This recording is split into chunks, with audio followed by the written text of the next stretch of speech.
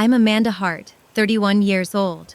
3 weeks ago, at a partnership gala inside the Montgomery Hotel on East 57th Street, my former mother-in-law stood in front of 214 guests and introduced my company as if her family had built it.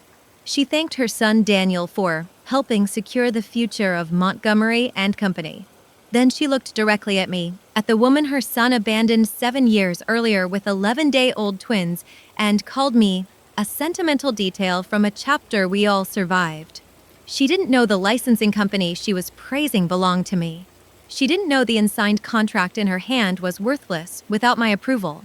And she definitely didn't know I had brought printed copies of the texts, emails, bank transfers, and legal correspondence that proved exactly how her family tore mine apart. Before I tell you what happened next, let me take you back to October 11th, 2018. Before we get into this, please take a moment to like and subscribe, but only if this story truly resonates with you. And drop your location and local time in the comments. I want to know where you are right now. I wasn't born into money. I was born into noise. Queens, New York. A third-floor walk-up above a Dominican bakery on 34th Avenue. My father, Michael Hart, was a union electrician who smelled like copper wire, rain, and black coffee. My mother, Elena, hemmed dresses out of our apartment for cash while listening to old jazz records on a scratched silver radio. The kitchen always smelled like cinnamon, starch, and steam from the iron. We didn't have much, but everything in that apartment had been touched by someone who meant well. My mother died when I was 17 years old. Ovarian cancer. Stage 4 by the time they caught it. She lasted 14 months and 9 days after diagnosis. I counted because grief makes accountants out of people. After she died, I became the practical one. The one who handled insurance calls. The one who knew how to stretch $83 over 6 days. The one who didn't make a scene at the funeral because my father's hands were shaking so hard he dropped the folded eulogy twice, and I couldn't bear to make him carry one more thing. There's a difference between being forgotten and never being seen in the first place. I was lucky. In my family, I had been seen. Maybe not by many people, but enough. My mother had seen me. My grandmother, Lillian, definitely had. People will confuse your softness for weakness. She told me this summer I turned 19 while we were mending a silk blouse at her kitchen table in Astoria. Let them. Silk still survives the needle. She was 78 then. White hair pinned neatly at the nape of her neck. A cashmere cardigan in July because the woman was always cold. She noticed everything. If I was tired, she knew. If I was pretending to be okay, she knew that too. You build something of your own one day, she said. Not because you need to prove them wrong. Because you deserve walls that hold. At 22, I graduated from Pratt with a degree in interior design and $61,400 in student loans. My father cried in the second row. My grandmother wore navy and pearls and kept telling strangers, "That's my granddaughter." She made every inch of this happen herself. I got a junior design job in Manhattan, making $48,000 a year and sharing a one-bedroom in Sunnyside with a roommate who owned 9 plants and a blender loud enough to wake the dead. I was tired all the time. Happy too. I met Daniel Montgomery on November 3rd, 2016, at a cafe on the corner of Madison and 63rd. He spilled espresso on the sketchbook in my lap and offered to replace it. I told him it was fine. He insisted. The replacement sketchbook was leather-bound and cost $86, which I only knew because I Googled it later and nearly choked. At first, Daniel didn't feel rich. He felt careful. He wore dark sweaters, good shoes, and a watch that looked simple until I later learned it cost more than my monthly rent. He listened with his whole face. He remembered tiny details. That my coffee order had 1 sugar, not 2. That I hated tulips because they looked beautiful for exactly 48 hours and then collapsed dramatically. That my mother used to sew tiny dresses for dolls and that I still had one of those dresses folded in tissue paper inside a box under my bed. When he laughed, it sounded surprised, like happiness caught him off guard. He didn't tell me on the first date that he was the son of Richard and Margaret Montgomery, owners of Montgomery and Company, a real estate and hospitality empire with luxury holdings in Manhattan, Boston, Palm Beach, and Los Angeles. He didn't say the family's private foundation had its own office. He didn't mention the trust or the board or the expectations. He just said, "My family works in property." That should have been my first warning. By month 4, I knew enough to be uneasy. The restaurants got more expensive. The drivers started appearing. The reservations happened under his last name and changed the atmosphere of a room before we even sat down. The maitre d's stood straighter. The waiters smiled harder. Women his mother's age did that quick calculating look when they met me, scanning my clothes, my shoes, my vowels. Daniel saw it. He always saw it. "Don't do that," he told me once after a dinner on Park Avenue when I went quiet on the ride home. "Do what?" "Shrink." I stared out the window. I wasn't shrinking. "You were." He took my hand. "You don't have to audition for anyone." I believed him. That's the embarrassing part. I believed him completely.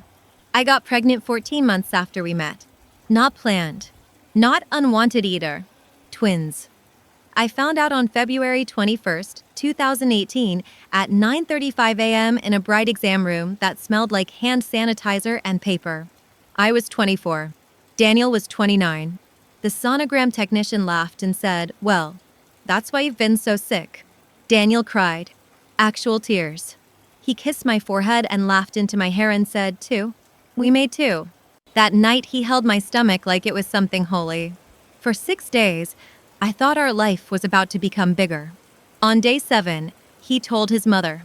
I met Margaret Montgomery formally on March 2nd, 2018, at the Montgomery Estate in Greenwich, Connecticut. The house was 11,200 square feet of polished stone, museum lighting, and old money so aggressively curated it felt hostile. Even the silence in that place sounded expensive. The chandelier in the entry hall threw little rainbows across the marble floor. The air smelled faintly of garden roses and lemon polish. Somewhere deeper in the house, a grandfather clock marked each quarter hour with the kind of confidence only inherited things possess. Margaret sat in a cream silk armchair with one leg crossed over the other and a glass of Bordeaux in her hand. She was 61, silver blonde, perfectly composed, and so sharply put together she looked like she had been assembled with instruments. Her gray eyes moved over me slowly, not rudely. Worse, professionally. "So," she said, "you're Amanda. Not hello. Not nice to meet you. Just an assessment." Daniel squeezed my hand once. Lightly. Warning or comfort, I still don't know. Margaret set down her glass. "Daniel tells me you're expecting." "Yes." How unexpected.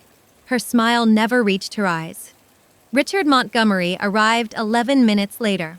Tall. Controlled. Navy blazer, white shirt, no tie. He had the kind of face that had spent 35 years making decisions in rooms where other people lost money. If Margaret was frost, Richard was stone. "Daniel," he said, nodding once. Then he looked at me. "Amanda." That dinner lasted 92 minutes. I know because I checked the time every time the silence became unbearable. Margaret asked where I went to school, then what my parents did, then whether my apartment building had an elevator, then whether women in creative fields ever really intended to work after having children. When dessert came, she said, "Twins are expensive." I thought it was small talk. It wasn't. Daniel changed after that dinner. Not all at once. A degree at a time. He started checking his phone during conversations. Started going outside to take calls. Started saying things like, "You know how my mother is, and my father just needs time, and once the babies are here, it'll settle down." It did not settle down. By week 22 of my pregnancy, Margaret was calling him 3 or 4 times a day.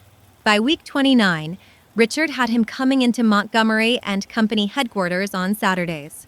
By week 31, Daniel had begun using phrases that didn't sound like him. Practical considerations. Long-term alignment. Family obligations. That's how it happens sometimes. Not in one clean betrayal. In the slow replacement of someone's own language with another person's script. But I'm getting ahead of myself. Here's what you need to understand about Margaret. She was never dramatic. She never screamed. She never threatened me directly, at least not in ways anyone could quote later. She specialized in plausible deniability. a silk-gloved kind of violence. When I was 7 months pregnant, she sent 14 baby gifts to our apartment over 6 weeks, all monogrammed, all embroidered with Montgomery, not Hart. When I mentioned I intended to keep my own last name and hyphenate the twins if Daniel wanted, she tilted her head and said, "Children need stability, Amanda." When my father offered us the down payment money he'd been quietly saving, $18,000 over 9 years, Margaret laughed softly and said, "That's sweet, but this won't be that kind of family arrangement." That kind. I heard it. Daniel heard it too. He said nothing. My grandmother Lillian did. She sat across from me 3 days later at her kitchen table, stirring tea gone cold, and said, "Watch the quiet ones. Loud cruelty gets witnesses. Quiet cruelty gets invited back." I remember the exact way the afternoon light fell across her hands. I wish I had listened faster. ACT2, the Betrayal twins were born on October 11th, 2018. Thursday. New York Presbyterian / Weill Cornell. Operating room 4. I was 25 years old. Emergency C-section at 2:17 p.m. after 19 hours of stalled labor and baby B's heart rate dropped into the 80s. My son, Noah, weighed 5 pounds 11 ounces. My daughter, Eva, weighed 5 pounds 4 ounces. I heard one cry, then the other, and the world split open in the best possible way. Daniel was there. He wore blue scrubs and looked wrecked and awestruck.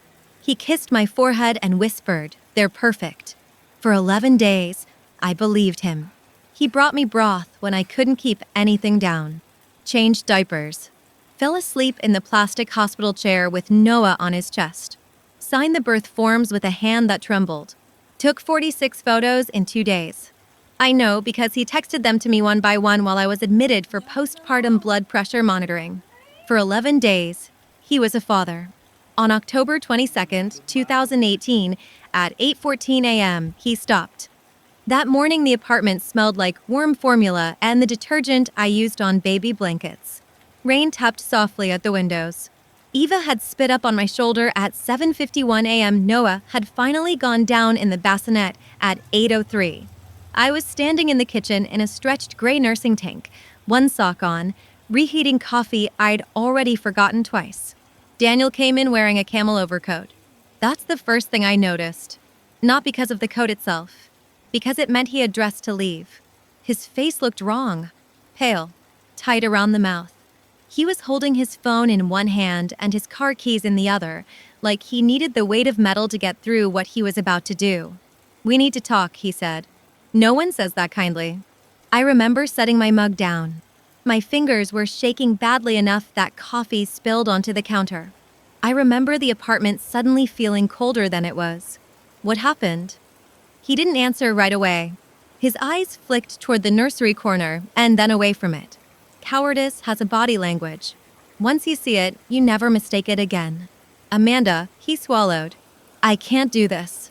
The radiator clinked once. Loud. Stupid. Ordinary. Can't do what? He closed his eyes for a second. This life. This setup. This fight with them. I can't keep tearing everything apart. I stared at him. "What are you saying?" He looked at the floor when he said it. My mother was right. For words. That's all it took. I actually laughed once because the alternative was screaming. "Your mother was right about what?" His voice dropped lower. "We don't belong in the same world."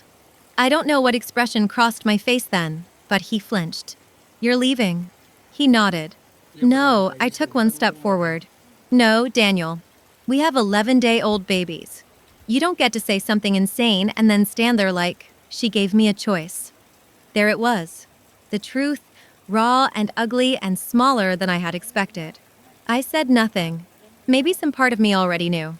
Daniel's jaw clenched. The board seat. My trust distribution. The development portfolio in Miami. If I walk away from the family now, I lose all of it. The room went absolutely still. "And if you stay?" I asked. He didn't answer. I didn't need him to. "She made you choose between money and your family. She made me choose between survival and..." He broke off. "And what?" He finally looked at me, and I swear that was the worst part. Not that he was cruel, that he looked miserable and still did it anyway. I don't know how to be outside that world. I stood there with dried formula on my shirt and postpartum stitches pulling every time I moved, and the man who had promised forever was explaining that wealth had a stronger grip on him than love. "You're leaving me," I said. "You're leaving Noah and Eva." He rubbed a hand over his face. "I'll provide." I still remember the taste in my mouth. Bitter. Metallic. Provide? Amanda, please don't make this harder. Harder. That was the first time I screenshot a conversation. I didn't know why then. Maybe some part of me already knew I'd need proof someday. Because while he stood there, Margaret sent a text. His phone lit up in his hand. I saw it before he could turn the screen away. "Do it cleanly. No seams.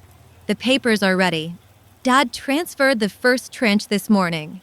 8:17 a.m. I will never forget that timestamp. He saw me see it. Neither of us moved. "You took the money first," I said. He went white. "Amanda, you took the money first." He started crying then. Real tears. I want to be fair about that. He wasn't emotionless. He just wasn't brave. "I'm sorry," he said. Sorry is a word. It's a starting place, not a finish line. He left at 8:21 a.m. The call log from that morning showed a 2-minute 31-second incoming call from Margaret at 8:09 a.m., followed by 3 outgoing texts from Daniel between 8:11 and 8:13, then that incoming message from her at 8:17. I have the screenshots. The originals. Backed up in 3 places. He walked out with one overnight bag and the leather duffel I bought him on our first anniversary. I remember that too, because I paid $312 for it and felt reckless doing it. He did not kiss the babies goodbye. The door clicked shut. No dramatic slam. No shouting. Just a clean, quiet sound. That was worse. I called him 4 times in the first hour. No answer. At 10:42 a.m., I texted, "Please come back. At least talk to me in person when you've had time to think." No reply. At 1:16 p.m., I texted, "The babies need formula and I can barely stand up long enough to shower. Please." Read at 1:19 p.m. No reply. At 6:03 p.m., Margaret emailed me from her personal account. Subject line, "Necessary boundaries." The email was 183 words long. The important sentence was this: Daniel is under extraordinary pressure and requires space to recalibrate his future without emotional escalation. For everyone's sake, I suggest you avoid impulsive outreach. Impulsive outreach. That's what she called a woman begging her partner to come home to his 11-day-old twins. I saved the email as a PDF, forwarded it to myself, printed it 2 days later at FedEx because my home printer was out of ink, and I already understood, instinctively, that if these people ever denied what happened, I wanted paper. Over the next 6 days, I tried everything. I called Daniel 14 times over 5 days. The first 3 went to voicemail. Calls 4 through 11 rang twice and disconnected. Calls 12 through 14 went straight to a full mailbox. I sent 2 emails. The first was 6 sentences. Calm. Specific. I asked him to meet me with a mediator if needed. The second was 1,143 words. I know because I checked later. It laid out feeding schedules, pediatric appointments, my ongoing blood pressure issues, and the practical reality of caring for newborn twins alone. I attached a photo of Noah sleeping with his fist under his cheek and a second photo of Eva blinking up at the ceiling with one sock off. No response. On October 26th, I mailed a handwritten letter by certified mail to Daniel's office at Montgomery and Company. It came back unopened on November 2nd with refused stamped in red across the front. I still have the envelope. I reached out to Aunt Ruth, Margaret's older sister, the only person in that family who had ever spoken to me like I was a person, not an administrative problem. She called me back at 9:07 p.m. on October 28th. "Amanda," she said softly, "I'm so sorry." That tone told me everything. "You knew." Long silence. "I know enough. Can you make him talk to me?" Another silence. Longer. "I called Richard," she said. "He told me to stay out of it." I sat on the edge of my bed, phone pressed so tightly to my ear it hurt. Did Daniel want this? Ruth exhaled. Want is the wrong word. That answer haunted me for years. Because it was true. He didn't want to lose me. He just wanted the money more. By the sixth day, I stopped calling. Not because I gave up, because I realized they had chosen long ago. October 22nd didn't create the betrayal. It just stripped the wallpaper off the wall so I could finally see the rot underneath. I requested copies of everything. Call logs. Bank records showing our joint account had been drained down to $1,903.44. The hospital invoice for delivery, $18,672 before insurance. Pediatric check-in records listing only one parent present, me, for every appointment.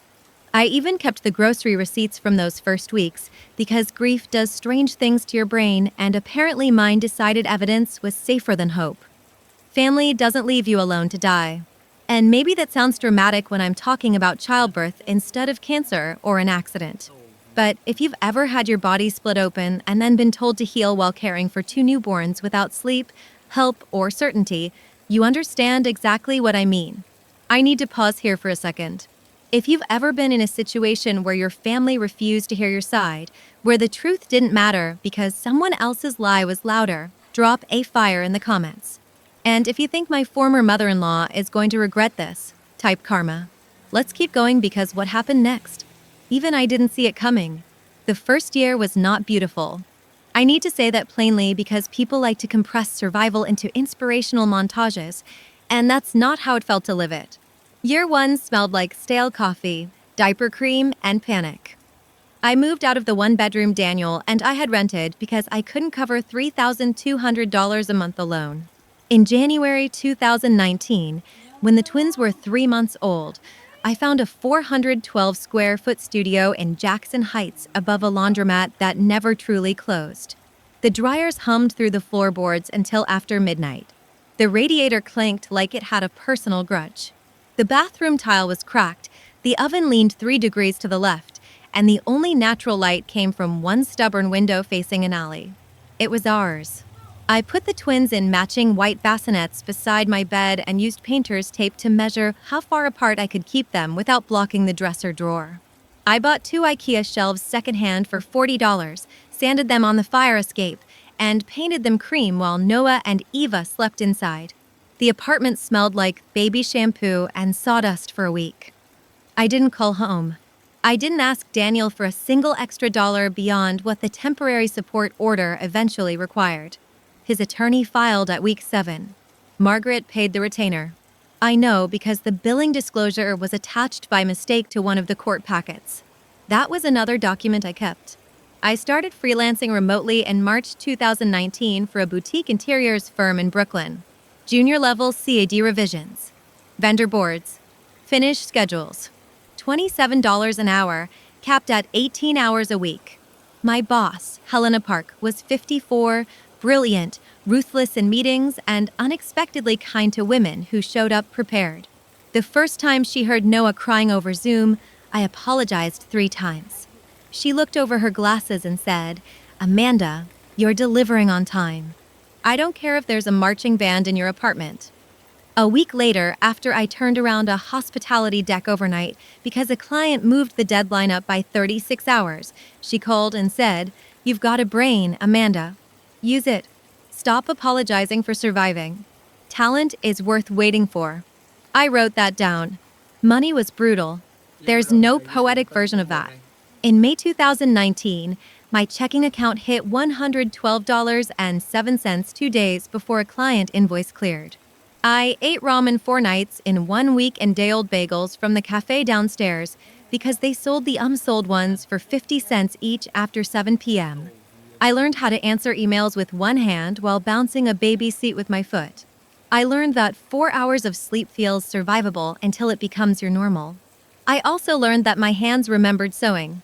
It started because baby clothes are a scam. I said what I said.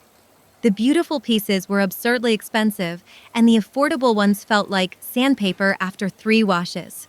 One night in August 2019, while folding tiny onesies in the studio under a buzzing kitchen light, I remembered the old Singer machine my mother used to keep under the dining table. I could still hear the rhythm of it. fast, confident. Study. My downstairs neighbor, Mrs. Alvarez, loaned me her machine 2 days later. I made Noah and Eva matching ribbed cotton sets. Soft cream. Envelope necklines. Tiny reinforced seams because babies kick like they're trying to escape gravity. Then I made 3 more. Then a dress in dusty blue with hidden snaps because I was tired of wrestling babies into clothes designed by sadists. I posted a photo on Instagram. 3 mothers messaged me asking where I bought them. That was the first spark. By January 2020, I had named the brand Little Blessings, partly because it sounded gentle, partly because I was exhausted, and partly because the twins had saved my life without ever knowing they were doing it. I formed an LLC with $275 and too much optimism. I made everything at night. The studio became a factory. Bolts of organic cotton stacked in the corner. Poly mailers under the crib. Shipping labels on the table where I also paid bills. Spools of thread rolling underfoot like tiny traps. The apartment smelled like fabric dye, coffee, and that faint hot metal scent sewing machines make when they've been running too long. My first order came from Chicago on February 14th, 2020. 1 newborn sleep set. $42. After fees and shipping, I made $18.63. I cried anyway. Not because it changed anything financially. Because a stranger believed I had made something worth buying. The orders stayed small at first. Then steady. Then just enough to matter. I learned how to photograph products near the window between 10:15 and 11 a.m. because that was the one time the alley light looked almost editorial. I wrote blog posts about washable fabrics, postpartum life, and designing for actual children rather than decorative ones. I joined parenting groups. I answered DMs at 1 a.m. while warming bottles. I kept my face off most of the brand because I still didn't want Montgomery-connected people tracing me too easily. Not out of fear. Out of strategy. Year 3 changed everything. In April 2021, a mom influencer with 412,000 followers posted Eva in one of our ruffle collar dresses and called it the first baby outfit that survives snack time and still looks elegant. Orders jumped 680% in 72 hours. I had 417 unfulfilled orders by Monday. Mrs. Alvarez came upstairs with empanadas and tape guns. Helena sent me the number of a small women-owned production workshop in Long Island City. My friend Talia, who I met through a postpartum support group when the twins were 8 months old, came over after her shift at Bellevue and helped me sort SKUs on the floor until 2 a.m. You know this is real now, right? She said, surrounded by shipping vins and invoice printouts. I looked around my apartment, at the chaos, at the children asleep, at the labels and soft cotton and mounting numbers on my laptop screen. No, I said honestly. I think I'm still catching up. By December 2021, revenue hit $612,000. By September 2022, it reached $1.8 million. By year 4, I had saved $143,000, rented a proper studio, hired 6 employees, and moved the twins and me into a 2-bedroom condo in Astoria with river light in the mornings and a kitchen big enough for us to cook without colliding. I still screenshotted every message Daniel sent. There weren't many. A happy birthday text in 2020 with no punctuation. A hope the kids are well message on Christmas Eve 2021 sent at 11:48 p.m. A blue heart reaction to a school photo I sent through the parenting app in 2022. Minimal contact. Maximum absence. You know what's worse than abandonment? Half presence. Enough to keep a door technically open. Not enough to ever walk through it. My grandmother Lillian died on March 16, 2022, at 82 years old. I sat in the back at her funeral because grief had taught me that where you sit matters less than who means it. The chapel smelled like lilies and wool coats damp from spring rain. My father cried openly. I did too. Quietly. 3 days later, I got a call from attorney Sandra Velasquez. There's a trust, she said. Your grandmother established it 5 years ago. You're the sole beneficiary. The amount was $740,000. I sat down so fast the chair scraped the floor. There was also a letter. Cream stationery. Blue ink. Her handwriting steady to the last. My dearest Amanda, I know more than they think I know. I know about the pressure, the quiet humiliations, and the way powerful people count on decent women to absorb damage without making noise. Don't. This money is yours, no strings, no guilt, no permission required. Use it to build the life you deserve. The kind with strong walls and warm light. And remember this, when they finally see your worth, it will be too late for them. I believe in you. I always have. All my love, Grandma Lillian. I folded that letter with shaking hands and put it in the safe I bought 2 weeks later. That trust did not rescue me. I need to be clear about that. By the time it arrived, I had already survived. What it gave me was leverage, inventory cash flow, trademark protection in 3 international categories, a licensing attorney, a better production facility in Newark, margin to say no to bad deals, space to breathe. That's not revenge. That's architecture. By the time I turned 31, Little Blessings had 23 employees, 2 flagship stores, a warehouse partnership in New Jersey, and 2024 annual revenue of $6.4 million. I drove a black Tesla Model Y I bought myself after paying off my student loans in one humiliatingly satisfying click. I wore my grandmother's pearls to investor meetings and a Cartier tank watch I bought after our first 7-figure year because I wanted one beautiful thing on my wrist that no one had gifted me. The twins were 6. Loud. Funny. Chronically sticky. I had a real life. A good life. Not perfect. Real. Talia was still my chosen sister. Helena was on my board. My father came over every Sunday with bagels and practical opinions. I dated a man named Nathan for 11 months, gentle, funny, a high school history teacher with patient hands and no appetite for games, but that ended kindly. And I mention him only because he was the first person I ever told the full story to without minimizing any of it. He listened. Then he said, "You don't owe them a cleaner version of what they did." That stayed with me. I had made peace with it. Or at least I'd made a fragile truce. I had a life now, a good life, a real life, built brick by brick with my own hands. And then Margaret Montgomery called. The call came on May 6th, 2025 at 4:42 p.m. unknown number. I almost didn't answer. Amanda. Her voice was still perfectly modulated. "This is Margaret Montgomery." I said nothing. She continued as if we were confirming a lunch reservation. "Montgomery Hospitality is exploring a family retail expansion. Your company has come up through our advisors. We'd like to discuss a licensing partnership." I leaned back in my office chair and looked through the glass wall toward the design room where 3 women were arguing over sleeve lengths. She didn't know. That was the first truly interesting thing. The second was this. Her tone contained no apology. Not a trace. No mention of the last 7 years. No acknowledgement of the texts, the email, the fact that her son had walked away from 11-day-old twins for a trust distribution she engineered. Just business. "We're selective," I said. "I'm sure you are," she replied. "But this would be significant. National hotel retail placement. Holiday capsule distribution. Cross-brand prestige. Prestige." There it was again. Their favorite drug. "Who's we?" I asked. "Daniel will also be involved." That landed harder than I expected. Not pain. Not exactly. More like a sudden old ache where a bone healed wrong. "And why?" I asked. "Would I meet with you?" A tiny pause. Then the thing she had always relied on. "Because this is an extraordinary opportunity.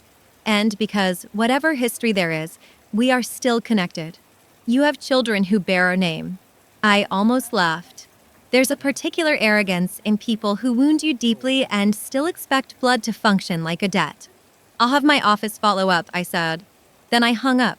Talia was standing in the doorway 40 seconds later because apparently my face had changed enough for her to notice through glass.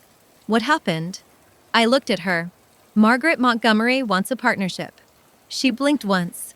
"The devil wears cashmere." "That's the one." "Tell me you said no." "Not yet." Talia folded her arms. "Why?" "Because I needed to see it. I could have refused. Cleanly. Legally. Efficiently. But there are moments when closure doesn't come from avoidance. It comes from watching the people who erased you discover, in real time, that you were never as disposable as they thought. Not for revenge. For truth. I called Sandra Velasquez at 5:11 p.m., bring everything I told her. Everything?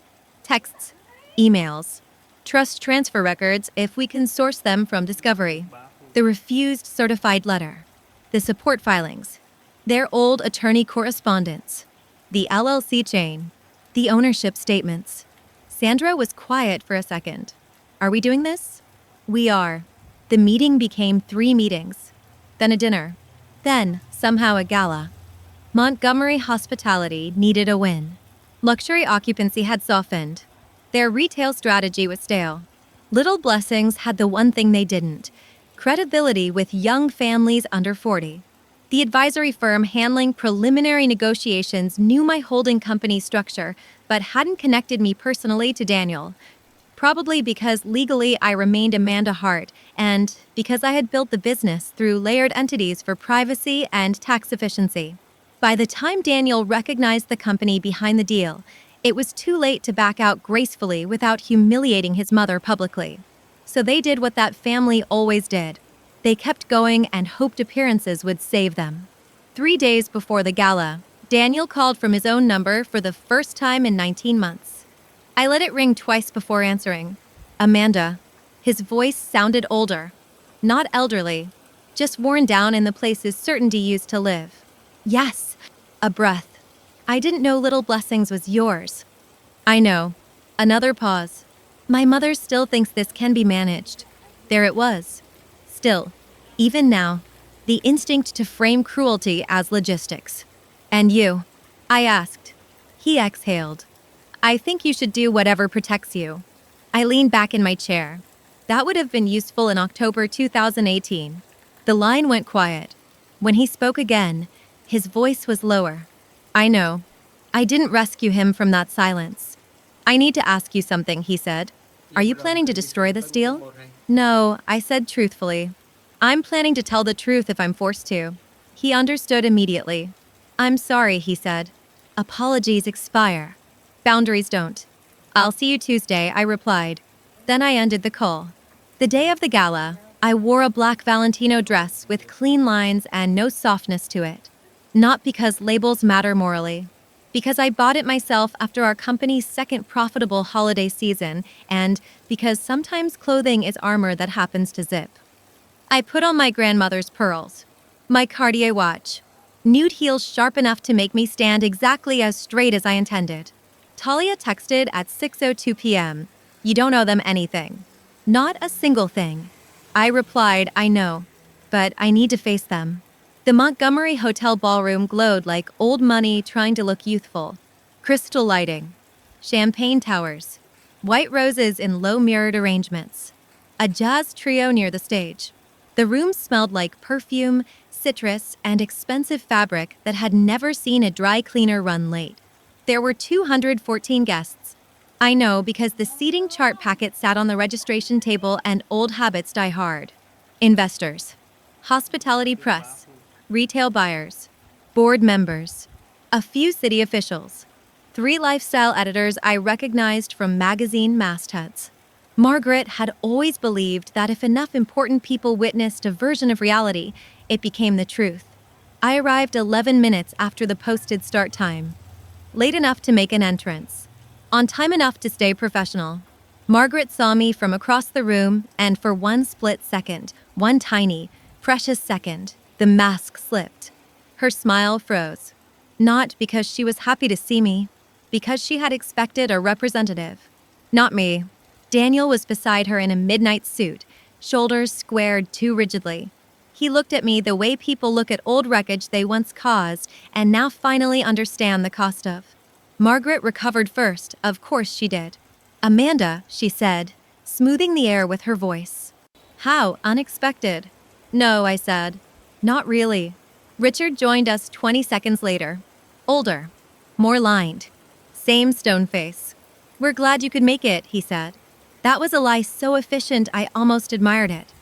Before I could answer, Margaret touched my forearm lightly and steered me toward a smaller private reception room off the ballroom. Glass walls. Soundproofed. The kind of space built for negotiations people wanted visible but inaudible. Her territory, she thought. She was wrong. Inside were Richard, Daniel, outside counsel, Sandra Velasquez, and me. Margaret didn't sit immediately.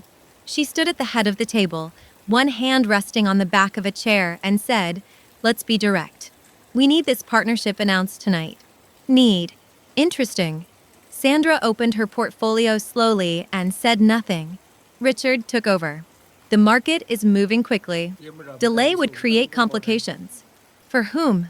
I asked. Daniel's mouth tightened. Margaret sat at last. Amanda, whatever personal history exists, tonight is about business. Montgomery Hospitality can put little blessings into 37 properties in the first phase. Airport boutiques by Q2 next year. Gift suites. Holiday family programming. You would be foolish to let old emotion distort a strategic opportunity. Old emotion. That's what they call trauma when they need something from you. I folded my hands. Before I answer, I want to ask you something. Margaret said nothing. When was the last time any of you asked how I was doing? Silence. The kind that has texture. Richard looked down at the contract packet. Margaret's expression hardened by a millimeter. Daniel stared at the glass wall beyond me. I asked the second question. Do any of you know whether I was healthy after giving birth?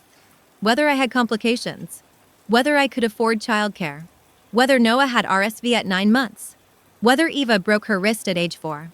Whether I paid off my own medical debt?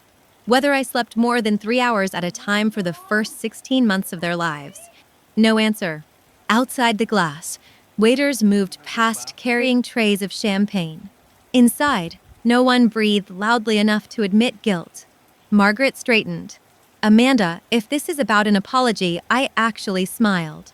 Actually, I need you to know something. I set my phone on the table, then a slim black folder. Then Sandra placed a second stack of originals beside it. No throwing, no drama. Just wait. I'm going to show you something, I said. And I need you to really look at it.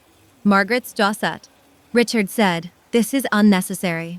No, I replied. It's overdue. I started with the screenshot from October 22nd, 2018. The text from Margaret to Daniel. Do it cleanly. No scenes. The papers are ready. Dad transferred the first tranche this morning. Timestamp, 8:17 a.m. I turned the phone so all of them could see. Daniel shut his eyes briefly. Margaret didn't flinch. You have no context for Sandra slid over the corresponding bank record obtained during support proceedings and later public financial disclosures tied to trust distributions. A transfer of $2.4 million into a Montgomery family trust vehicle that same morning at 8:02 a.m. Actually, Sandra said, we have quite a lot of context. Richard's face changed then. Only slightly. But enough. Next came Margaret's email. Necessary boundaries. Printed. Date stamped. Full header visible. I read the key sentence aloud. Daniel is under extraordinary pressure and requires space to recalibrate his future without emotional escalation. Margaret's lips parted, then pressed together. This was sent to me 8 hours after your son abandoned me with 11-day-old twins, I said. While I was still bleeding from surgery. Daniel looked like he had been struck. Then I placed the certified letter envelope on the table. Refused and read. I wrote to him. You all knew where I was. Sandra added the call log summary. 14 calls over 5 days, she said calmly. 2 unanswered emails. 1 refused certified letter. I opened the pediatric appointment records. Single parent present, I said, tapping the page. November 2nd. November 16th.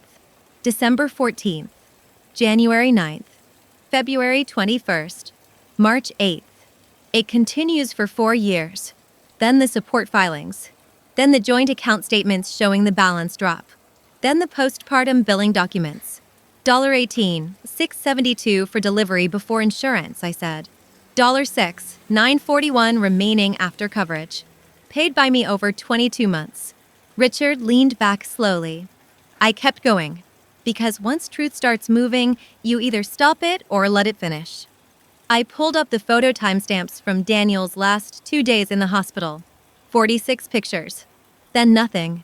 No visits recorded after October 22nd. No overnight stays. No follow-up pediatric logins under his name until a court-mandated supervised appearance 4 months later. These aren't my memories, I said. These are official records. Margaret's voice sharpened. You're trying to weaponize a private family matter in a business setting. No, I said. You brought a private family matter into a business setting the second you asked me to pretend none of this happened, so your launch would look clean. Richard said, "What do you want?" There it was. Always the same assumption. That truth is a negotiation tactic. I met his eyes. I want you to know what happened. Accurately. For once. Daniel finally spoke. Amanda, I turned to him. No, you don't get to help me tell this part. He looked down. Margaret shifted strategies. Denial first. Of course. This can't be all there is. Daniel was under strain. You were both young. Things were complicated. Sandra slid one final packet across the table. An internal email chain. Accidentally disclosed years earlier during an accounting attachment mix-up in support proceedings, then preserved because once I understood what these people were capable of, I saved everything. Subject line. Transition planning Richard to family counsel. Need clean separation. Minimal exposure. Margaret to counsel. No direct admission of coercion. Frame as incompatibility. And from Daniel, 11:43 p.m. the night before he left. I don't know how to do this. I stared at that sentence for a long time when I first got it years ago, because it proved the saddest thing. He knew. Margaret's face went pale for the first time. You had no right, I cut in. Calmly. Every screenshot is time-stamped. Every document is notarized or filed. Every financial record came through legal process. This isn't my opinion. This is what happened. Stage 2 came next, exactly as predictably as weather. Justification. Margaret lifted her chin. We were trying to preserve Daniel's future. At the expense of mine? You were unstable after birth, she snapped. Sandra spoke before I could. Careful. The room went cold. I set down the postpartum blood pressure record. Then my OB discharge summary. Then a note from my physician documenting that despite surgical recovery and severe fatigue, I was oriented, competent, and managing infant care independently. You don't get to rewrite me, I said. Richard tried his turn. You should have tried harder to work this out quietly. I almost laughed at the cruelty of it. I called 14 times. You blocked access. I emailed twice. I sent a certified letter. Aunt Ruth called you and you told her to stay out of it. That landed. Because it was precise. Margaret looked at Daniel, furious now. Not ashamed. Furious. This is why I said no scenes. There it was. Not regret over what she did. Regret that documentation existed. Daniel stood abruptly, then sat back down again like his own body had forgotten which side of this it belonged to. And then Margaret made the mistake. The fatal one. She looked at me, at my dress, my pearls, my face, my company folder on the table, and said, with that old thin contempt, "You're sitting here now because of one lucky little children's line and a sympathetic public narrative. Don't pretend you built the world. The truth is, some insults are so familiar they no longer wound you. They just hand you the final opening." I reached into my folder and removed the ownership statement for LB Atelier Holdings. Sole controlling member, Amanda Hart. 68% direct equity. 14% in trust reserve for Noah and Eva at age 30. Remaining equity distributed among early employees and advisors. Then the licensing valuation. Then the diligence memos showing Montgomery Hospitality's projected first-year dependence on Little Blessings for 38% of their family retail relaunch strategy and 22% of forecasted holiday occupancy lift in designated properties. Then the marked draft termination notice. I place all three on the table between us. Dad, I said, and Richard visibly startled because I had never called him that before and absolutely did not mean it now. You praised this brand at 2 industry dinners last quarter. You called it the backbone of modern family hospitality retail. I shifted my eyes to Margaret. You were praising me. No one moved. I continued. Your failure. Your sentimental detail. Your son's bad decision. The woman you helped abandon with 11-day-old twins? I built the company your hotels now need to stay relevant with families under 40. Margaret's mouth opened, closed. Daniel stared at the ownership papers like they were written in a language only he had once known and then forgotten. I'm ending this deal, I said. Not as revenge. As a boundary. Richard stood. That would cost both sides millions. Yes, I said. And you should have thought about costs before deciding I was disposable. Margaret's voice cracked at the edge for the first time in 7 years. You're destroying this family. No, you destroyed it 7 years ago. I just brought the receipts. Daniel looked up then, eyes bright with something too late to be useful. What do you want from me? He asked quietly. That question. Always that question. As if women survive devastation just to eventually prepare a shopping list for the people who caused it. I don't want anything you can give me, I said. I just want you to know the truth. Then I gave them the line that had waited 7 years in my throat. On October 22nd, 2018, I stood in our apartment bleeding, exhausted, holding our children, and you left because your mother said you couldn't deal with this right now. I looked at Daniel. So here's my answer. I let the silence do its work. I can't deal with this right now. You could hear the jazz trio faintly through the glass wall. That's what I remember most. How ordinary the world kept sounding while there's cracked. I gathered my phone, my folder, my keys, stood up slowly. Sandra rose with me. Margaret said my name once. Not warmly, not angrily either. More like disbelief given voice. I did not answer. Daniel looked like he wanted to stand, to explain, to ask, to apologize in some larger and more useful way. He did none of those things. Maybe he finally understood the shape of silence. My heels clicked against the stone floor, sharp, measured, the only sound in that private room besides someone else's breathing gone uneven. At the door, I turned once. Not back, just enough. For the record, I said, Noah and Eva deserve better than all of you. Then I walked out. I crossed the ballroom while waiters passed with champagne flutes and no one yet knew the deal was dead. I passed under the chandeliers, through the gold light, out the revolving doors, and into the New York night where the air smelled like rain on pavement and car exhaust and possibility. For the first time in 7 years, I could breathe. What do you think happened next? Option A, apologize genuinely. Option B, doubled down on the lies. Option C, tried to legally retaliate. Drop A, B, or C in the comments. They did all three, just not in the order you'd think. Within 24 hours, I had 19 missed calls. Daniel called 6 times. Margaret called 4. Richard called once and left no voicemail, which somehow felt very on brand. 3 board members tried me through assistance. 2 family friends texted. Aunt Ruth left a message that said only, I'm sorry it took this long. Talia listened to it and handed me tea without speaking. By the second day, the narrative control began. One hospitality columnist hinted that personal tensions had interrupted a major launch.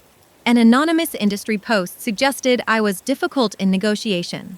A woman I had met exactly twice at Montgomery events 8 years earlier sent me a paragraph about legacy families under pressure and how grace often means choosing privacy. Privacy. That word gets used like perfume over rot. I responded to none of them. Instead, I documented everything. Screenshots, voicemails, assistant messages, sloppy post-gala emails sent at 11 p.m. by people who clearly thought urgency could rewrite history. Then came Margaret's legal probe. Not a lawsuit.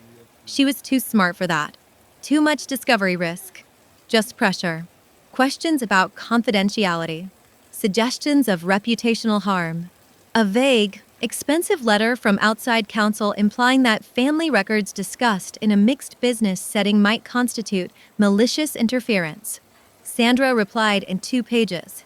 The relevant line was this: truth supported by documentary evidence is not malicious interference.